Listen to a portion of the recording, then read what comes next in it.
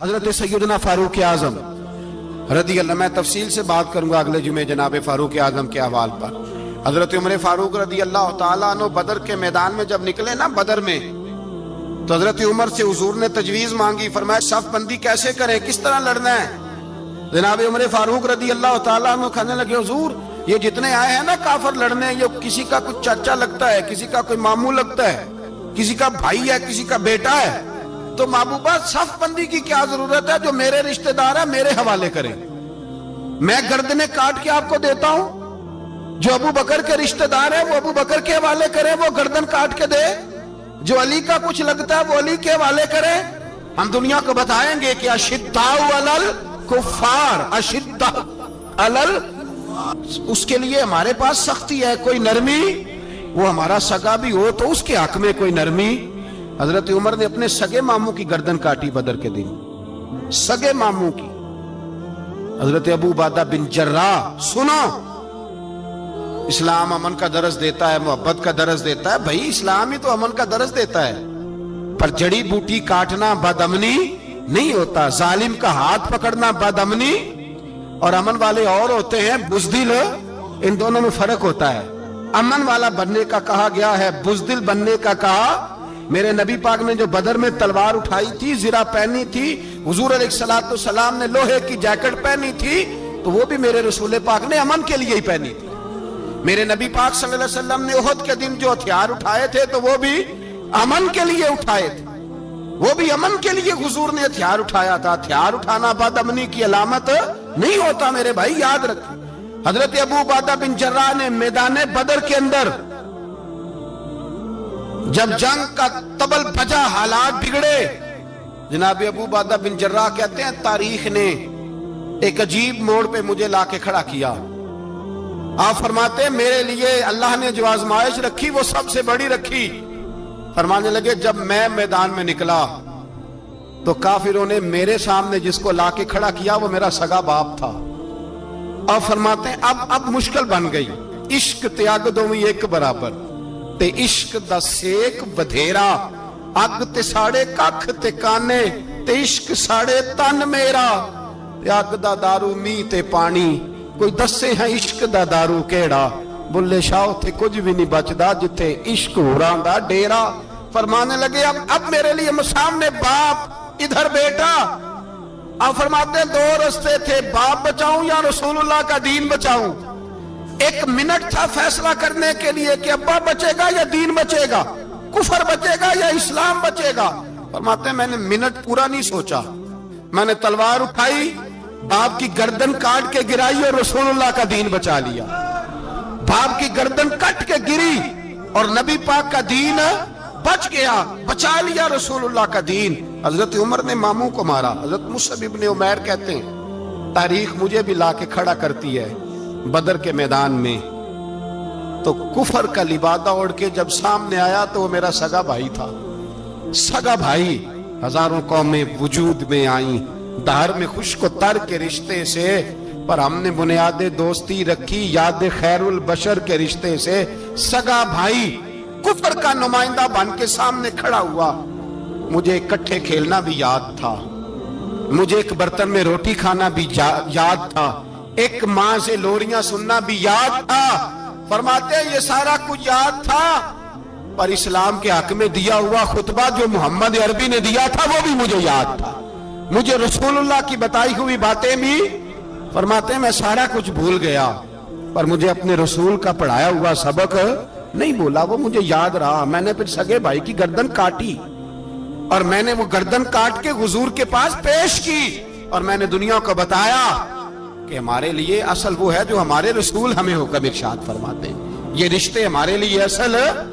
ہمارے حضرت ابو بکر صدیق میدان میں نکلے، بیٹا کافروں کی طرف سے لڑنے آیا ہے، سگا بیٹا، اور میرے مصطفیٰ کریم نے فرمایا اولاد بزدل کر دیتی آدمی، پر جب ایمان پختہ ہو تو پھر صحابہ نے اس بزدلی کی بھی پرواہ نہیں کی۔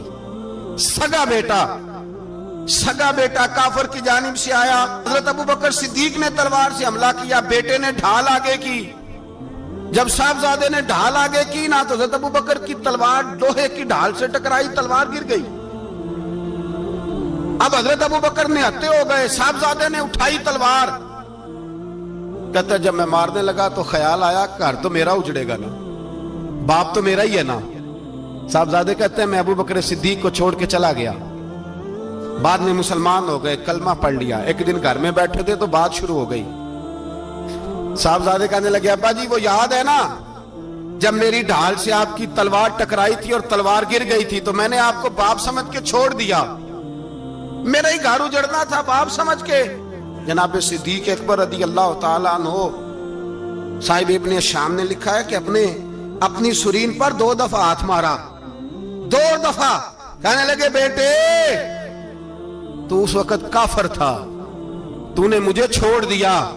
मैं जब वापस पलटा था ना उसी दिन उसी लम्हे तो मेरे दिल में ख्याल था कि बेटे ने तो छोड़ दिया है, लेकिन अगर बेटा यूं मेरी तलवार के नीचे आता मैं बेटा समझ के माफ ना करता, कुफर का नुमाइंदा समझ के कत्ल कर देता।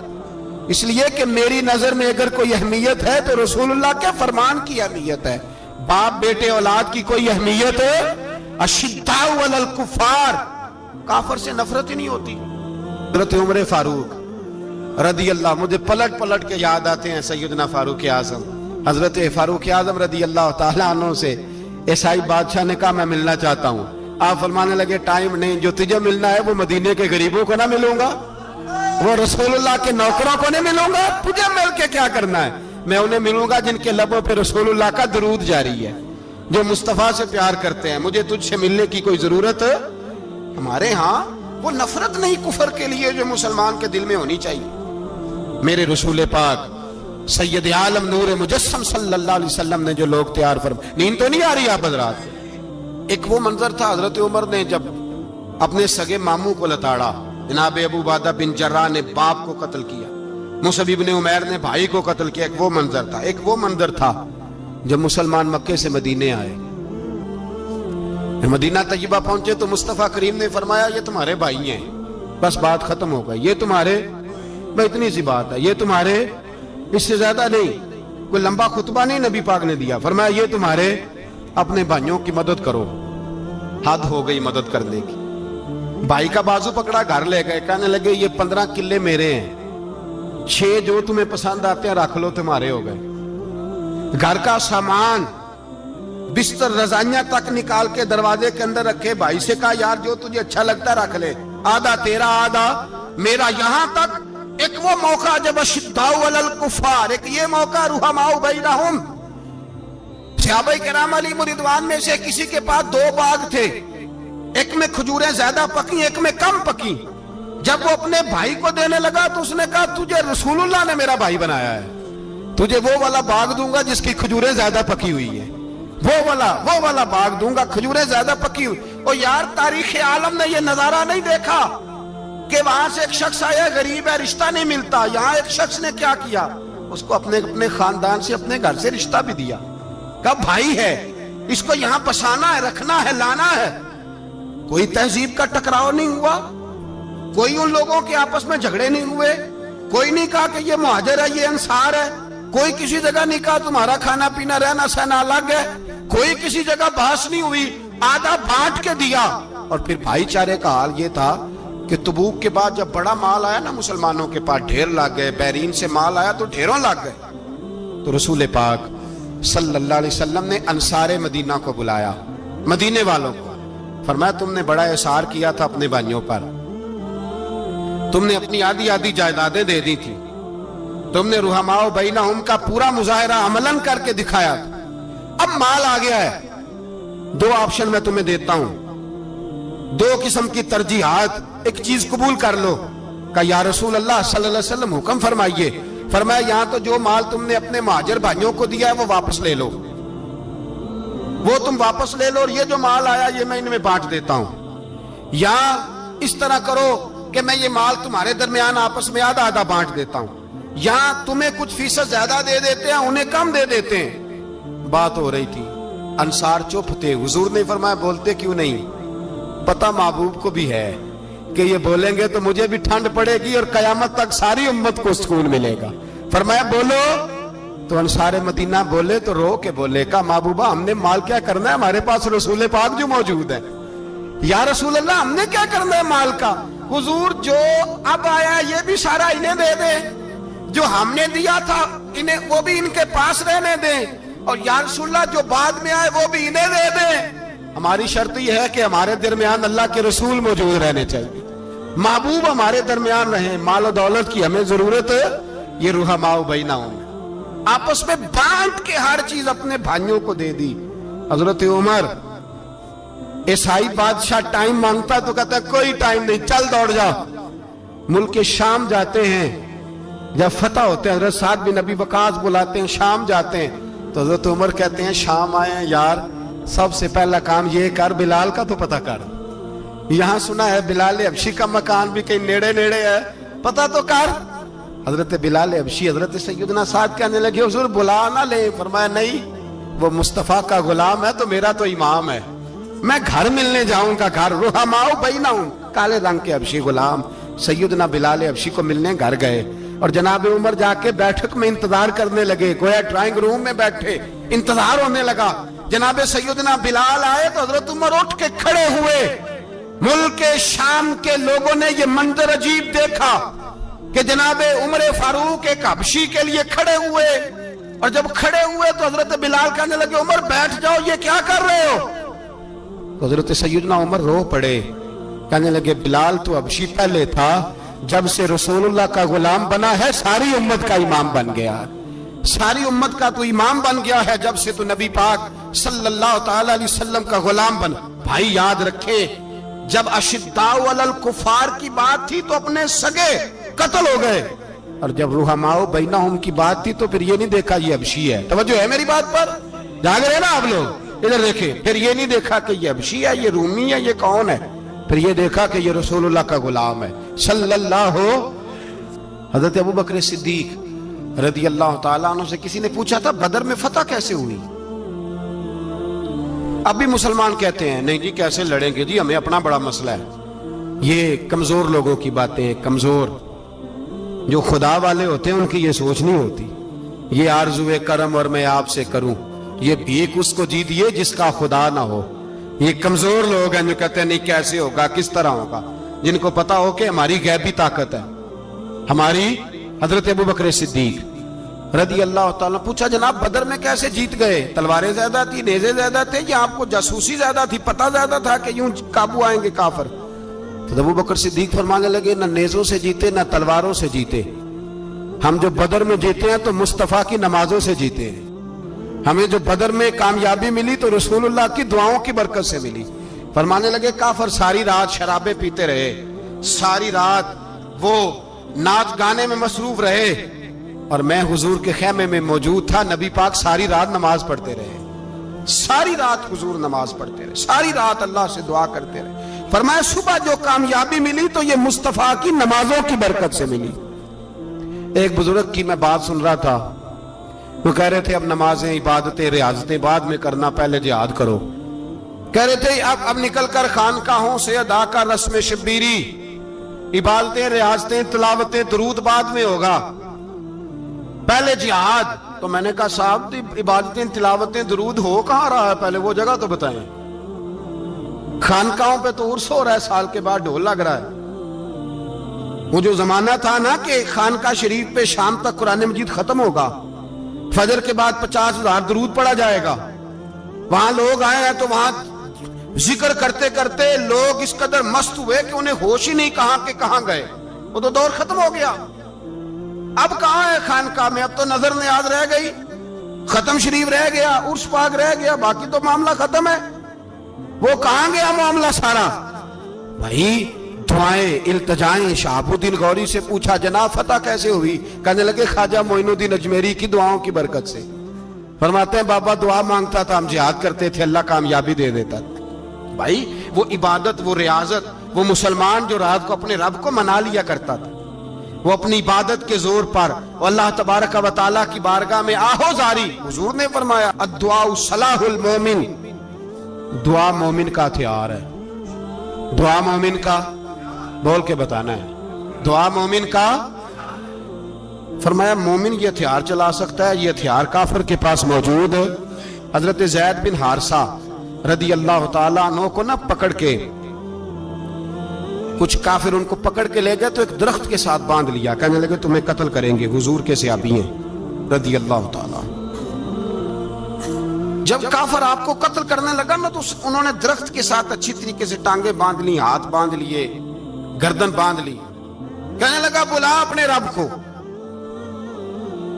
تو حضرت زید رضی اللہ تعالیٰ عنہ فرمانے لگے میں تو شہید ہونے کو تیار تھا, لیکن تو نے آزمانے کا پروگرام بنایا تو ٹھیک ہے, میں پھر بلانے لگا ہوں اپنے رب کی مدد کو.